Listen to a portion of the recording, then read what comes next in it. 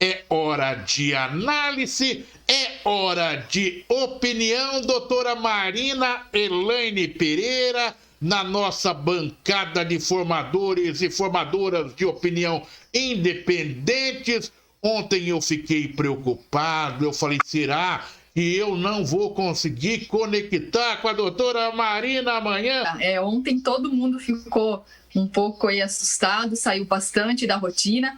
E é como você falou, né? A gente viu o quanto a gente é dependente ainda de uma única empresa e o quanto, de certa forma, né, o WhatsApp facilitou a nossa vida, mas também tem um monopólio aí. Existem outros aplicativos, eu até cheguei a utilizar de conversa, mas a maioria tem WhatsApp. Então, todo mundo ficou aí, achou, né, que podia ser internet. Eu achei aqui em casa que era internet de casa, fui pro escritório, tava a mesma coisa. Aí que a gente descobriu que tava tudo fora do ar, né, o WhatsApp. Mas ele é assim, tem que ser usado com parcimônia, né? Mas é um meio que veio, de fato, para facilitar bastante a vida nossa, né, profissional.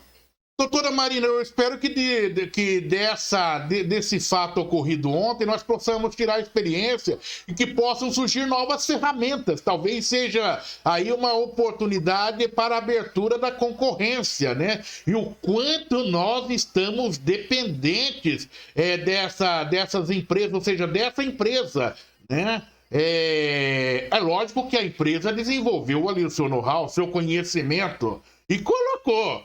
Né? Agora o mercado está aberto. E como você vê, olha, o prejuízo no mundo foi assim, incalculável no primeiro. Nós vamos ver esses números nos próximos dias. Você imagine cidades como Sorocaba, São Paulo, Brasil, mas vamos colocar restaurantes, empresas de comunicação, o sorveteiro, o vendedor de lanche, olha o vendedor de lanche, né? O vendedor de pizza, todo mundo, nós dependemos. Como que você vê esse mundo dentro desse processo de integração digital?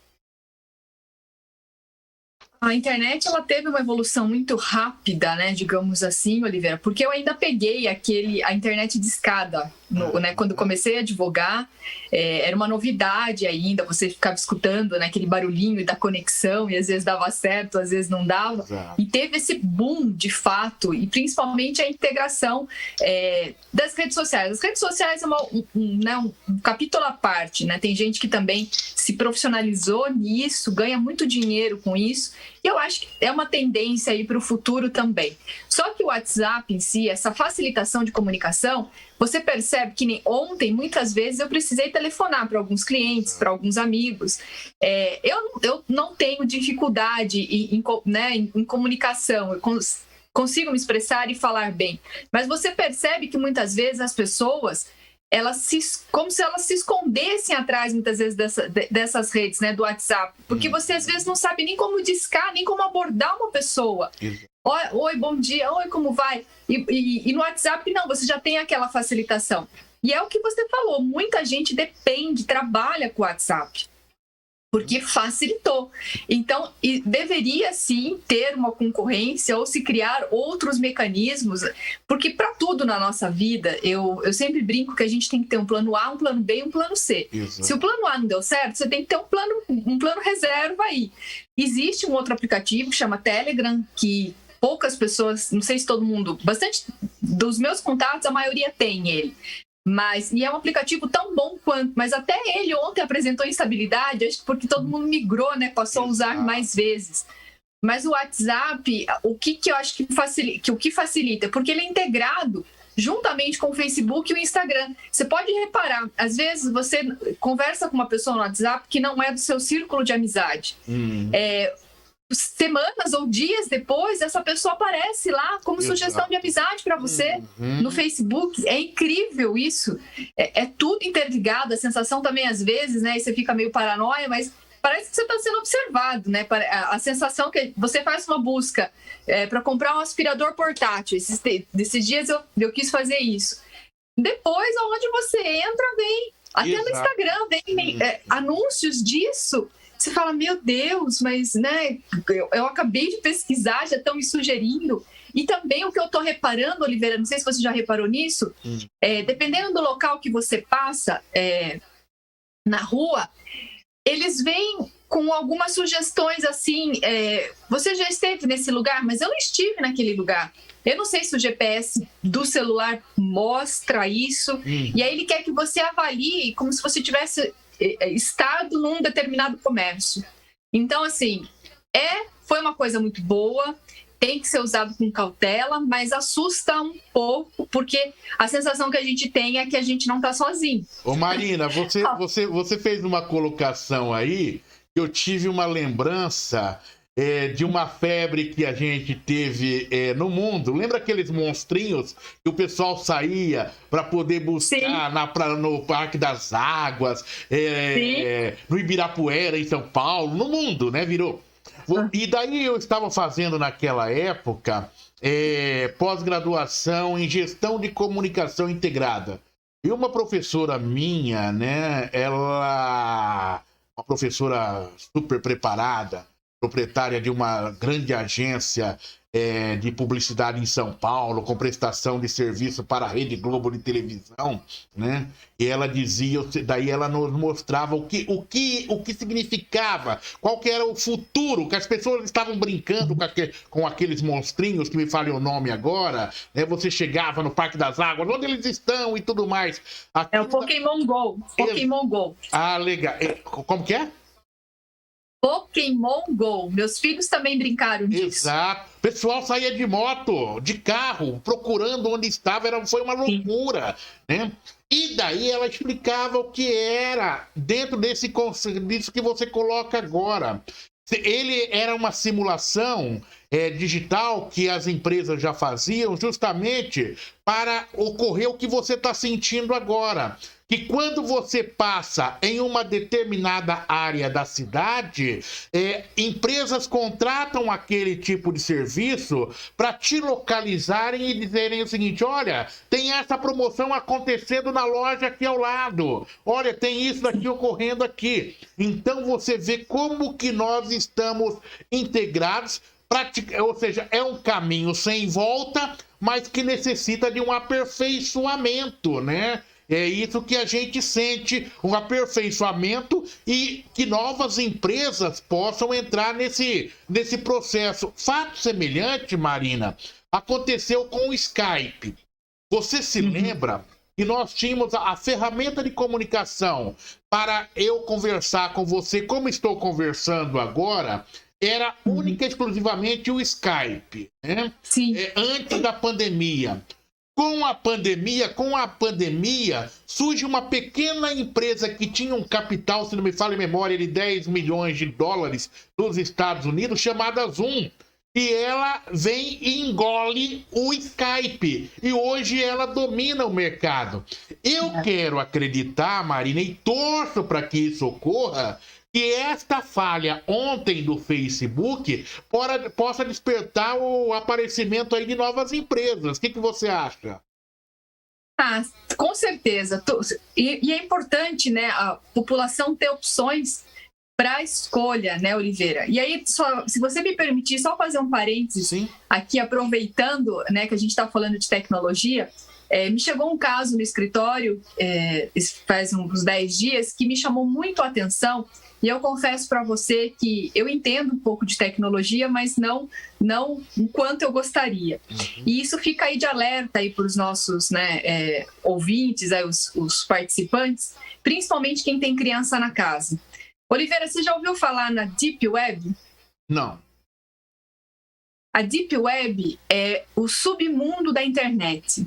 É o lixo do lixo. E existem crianças acessando isso. E muitas vezes, aliás, acho que todas as vezes, os pais não sabem.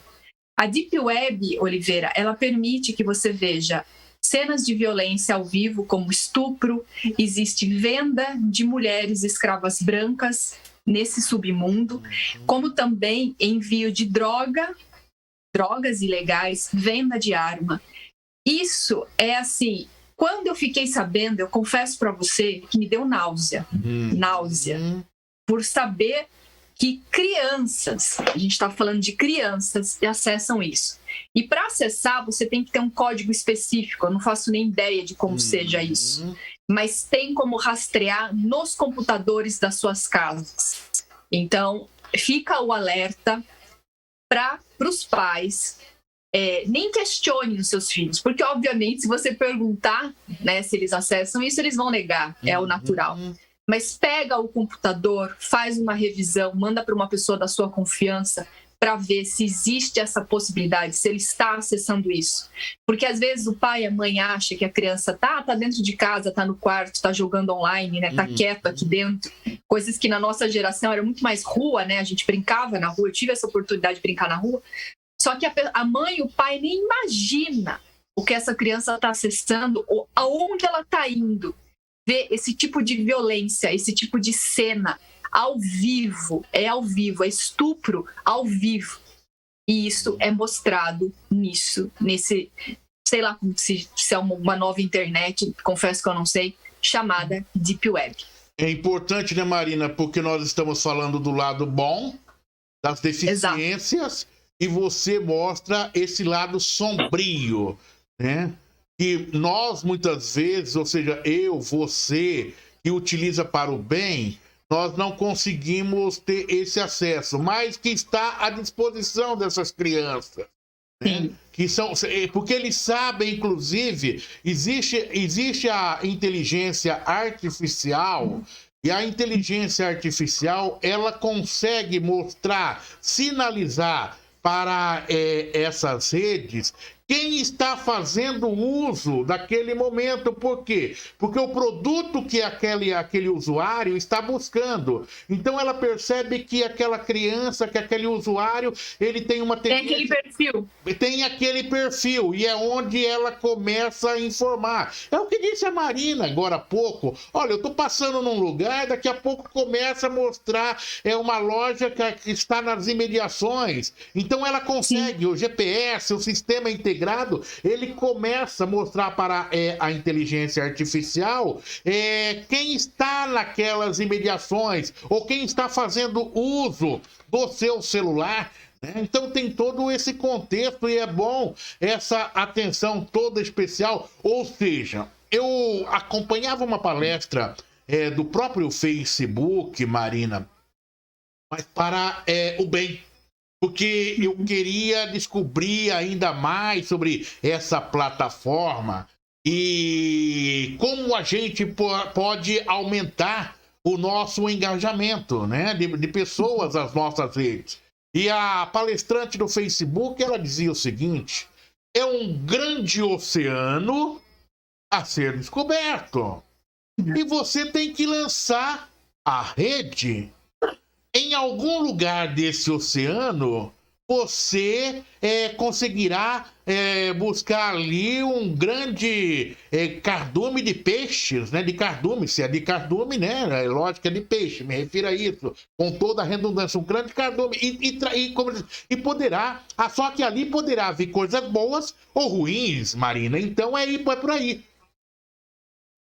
Exatamente, Oliveira. Isso assusta muito, é o que você falou.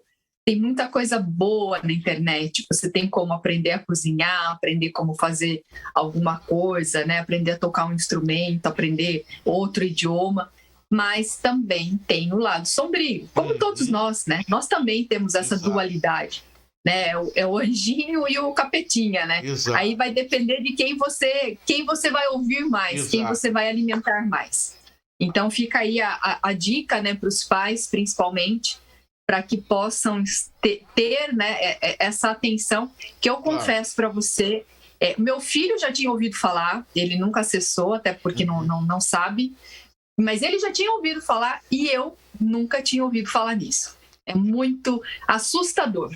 É um alerta que fica aí, né? Um alerta dentro desse cenário, porque é o assunto do dia, né, das últimas 24 horas. Eu estou conversando com a Marina aqui e nós começamos sem ler texto, né? Justamente porque nós já trocamos textos hoje aqui. ela tá com um texto lá na mão dela que é o seguinte, na mão dela, tá lá no computador dela, o Facebook divulgou nota no final da noite dessa segunda-feira, informando que o apagão global de mais de 6 horas em suas redes, que inclui o WhatsApp e o Instagram, foi uma falha interna. Essa é a justificativa. Um defeito durante a alteração em suas configurações. A plataforma informou também que não houve um ataque hacker nem vazamento de dados de usuários. De acordo com o Facebook, a falha ocorreu durante uma mudança numa estrutura que coordena o tráfego entre seus centros de dados, o que gerou um efeito cascata que interrompeu a comunicação e fez com que outros centros fossem afetados. O Facebook também utilizou a nota para pedir desculpas aos usuários pelo apagão. Abre aspas. A todas as pessoas e empresas que dependem de nós, lamentamos o transtorno causado pela interrupção de nossas plataformas. Fecha aspas. A empresa não especificou quem executou a alteração na configuração e se essa mudança estava planejada. A todas as pessoas e empresas em todo o mundo que dependem de nós, segue a nota do Facebook, lamentamos o transtorno causado pela interrupção de hoje, ou seja, ontem em nossas plataformas. Temos trabalhado o máximo que podemos para restaurar o acesso e nossos sistemas estão funcionando normalmente. Eu vou contar para você, não está não. Não está nada.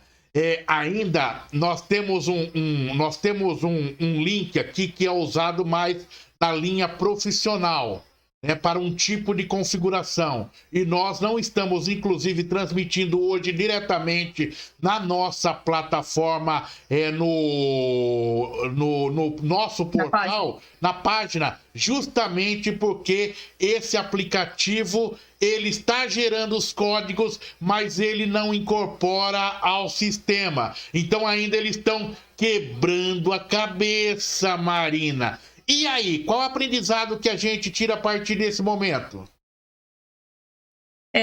A gente viu que nós estamos, de fato, dependentes, né, das redes sociais e do WhatsApp, mas que a gente tem que ter como alternativa, né, o plano B nosso aí, que são as ligações. É importante a gente retomar, né, esse contato, pelo menos agora, por enquanto, ainda durante a pandemia, por telefone, né, Oliveira? Fazer uso do e-mail também. Eu, como advogada, sempre peço aos clientes que qualquer solicitação, notificação que vá fazer, faça por e-mail, porque é um meio de prova legal, inclusive. As conversas de WhatsApp também são meios legais, desde que você possa transcrevê-las junto a um cartório, né, mediante uma ata notarial, que a gente chama.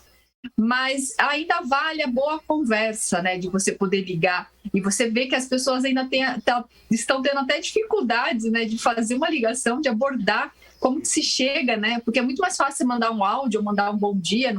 Parece que é uma coisa mais informal, mas que de fato facilitou muito para nós também, advogados. Você tem muita facilitação no dia a dia para ingressar com ação, o cliente manda o documento para você. Isso facilitou bastante, mas temos que rever isso e principalmente fazer uso das outras ferramentas que estão à nossa disposição. E o e-mail, né, com certeza é muito mais utilizado, assim, está muito mais tempo, né? E a gente acha que tem que se socorrer também disso, que não deixa de ser também uma conversa instantânea, se você conseguir receber a notificação na hora e poder responder na hora. É uma forma também alternativa. Não tem nem dúvida. E eu falei para você dessa plataforma, dessa configuração que não está entrando, e agora eu também percebo que o nível de audiência caiu drasticamente, né? Hoje nós estamos trabalhando a nossa facilitação. Facilidade é que nós temos aí a internet, o portal que mantém os acessos das pessoas que vão direto ao portal. Mas eu percebo aqui, nós temos todos os números de audiência aqui, YouTube, Facebook, portal, e a plataforma do Facebook está no volume morto, viu, minha querida doutora Marina? Lembra quando a gente, na questão da água, a gente fala, né? Quando você, as empresas têm que fazer a captação já no barro, eu tô percebendo aqui, e obrigado aos nossos internautas que nos acompanham fielmente neste momento, mas o que acontece? O Facebook não está distribuindo na sua totalidade os conteúdos, eu percebo aqui de forma real, né? Ô, doutora Marina, eu vou aproveitar você aqui, até porque você sabe, são assuntos, os assuntos ontem também, você sabe, que foram focados nesse apagão, né, do Facebook. E com isso... você vê, CPI teve problemas, órgãos públicos, o mundo paralisou, essa é a grande verdade, né? Em função dessa retração aí, dessa lentidão na comunicação. E até as notícias, elas estão bem resumidas, mas elas se linkam. Elas têm um link aqui, e na sua fala que eu vim perceber esse link, né? Porque ontem o presidente do Tribunal Superior Eleitoral, o ministro Luiz Roberto Barroso, ele afirmou que a discussão sobre o voto impresso está encerrada. Nos últimos meses, o presidente Jair Bolsonaro fez ameaças ao processo eleitoral do ano que vem, atacando o sistema de urnas eletrônicas e defendendo a volta da impressão do voto, considerado um retrocesso pela Justiça. Em agosto, a Câmara rejeitou e arquivou uma proposta de emenda à Constituição que propunha o voto impresso em eleições, plebiscitos e referendos. Daí vamos para a fala do ministro, que diz o seguinte, abre aspas: tem a impressão de que depois que a Câmara votou, que o presidente do Senado disse que não reabriria a matéria e que o próprio presidente da República diz que confia no voto eletrônico, acho que finalmente esse defunto foi enterrado, disse Barroso durante coletiva de imprensa. Pergunto eu para Marina, advogada especialista em compliance, fazendo um link com o que aconteceu ontem nesse apagão, não podemos ter aí uma tentativa de ressuscitar esta discussão, aqueles que são próximos a esta linha ideológica, levantando dúvidas sobre o sistema digital de uma maneira geral? Uma nova narrativa não pode surgir aí até as eleições, ô Marina? Sim, com certeza vai abrir espaço para isso, né, Oliveira? E a gente viu que, quando se fala de tecnologia, tem muita segurança mesmo. Para quem é especialista em segurança da informação, existem várias formas, né, de você proteger as informações e o sistema como um todo. Mas quando a gente fala de sistema, também existe a possibilidade de falha. Teve uma decisão que saiu recente nos meios de comunicação jurídicos nossos, que um hacker, né, que estava preso, ele conseguiu entrar no sistema da Justiça Federal, que ele estava respondendo por um crime federal, e alterou o conteúdo da sentença junto ao processo dele. Claro que ele foi descoberto, né, tanto que virou notícia, mas isso demonstra a fragilidade como um todo da situação, porque você não tem uma segurança 100% de tudo. Se o próprio acusado, né, chegou a entrar no sistema da Justiça Federal e modificou o teor da sentença, o que você espera? A gente tem que confiar, né, achar que é seguro, mas isso gera dúvida, gera muita dúvida, principalmente nessa eleição passada, Oliveira. O apagão que teve, né, na hora da apuração dos votos.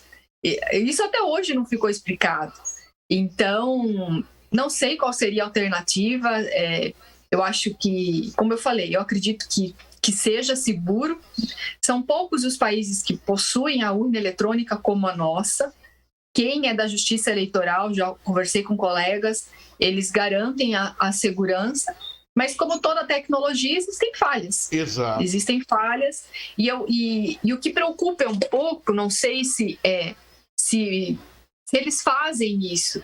Eu, por exemplo, se eu fosse dessa área, né, dependesse disso, de verdade, eu contrataria o melhor hacker que tem, né, mesmo que possa estar respondendo o processo, mas é uma pessoa que, por mais que ele tenha usado, né, o conhecimento, digamos assim, para o mal, né, cometer alguma ilegalidade, cometer algum crime, é uma pessoa que vai te auxiliar para brechas, né, para saber se aquele sistema pode ou não ser invadido.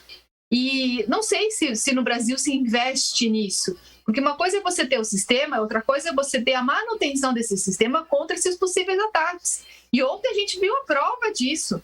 Quer dizer, se o próprio Facebook, que é uma potência mundial, todo mundo usa, sofreu esse apagão, o que dirá os nossos outros sistemas mais fragilizados?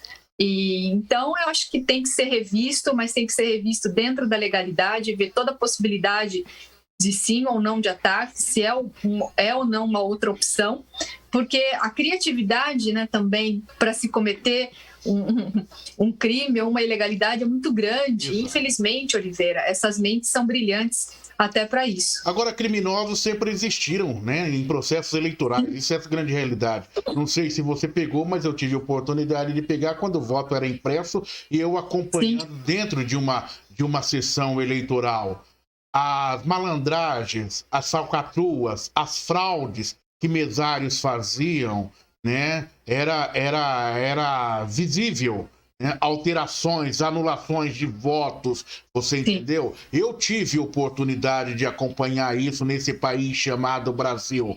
E a gente tem que acreditar, né, Marina, e colocar nas nossas instituições. Se os problemas existem, mas que haja a boa-fé, né? E é isso que a gente tem visto, principalmente agora, mesmo por linhas tortas, com questionamentos antidemocráticos num determinado momento do conjunto da obra, mas você viu que o Tribunal Superior Eleitoral, inclusive, ontem começou a abertura dos seus códigos-chaves lá, um ano antes das eleições, inclusive agora com a participação do Exército Brasileiro, um dos generais de maior conhecimento, ou seja, inseridos nesse contexto, ou seja, porque você tem que acreditar na boa-fé. Você vê, o sistema pode haver problema? Pode haver problemas, né? E tem problemas, lógico que a gente sabe que tudo é vulnerável. Só que você viu que o próprio Facebook garantiu o seguinte: nenhum dado dos nossos usuários vazou. Né? Por quê? Porque existem ali chaves de segurança até chegar ao núcleo. E é justamente o que garante o TSE. Né? E a gente não pode dar vazão, creio eu, é lógico que as pessoas de bem sempre têm que cobrar evolução no processo, mas nós não podemos dar vazão ou abrir espaço para pessoas mal intencionadas que querem justamente, simplesmente destruir um processo democrático visando o seu próprio umbigo ou seus interesses. Abraço, Marina, até a próxima!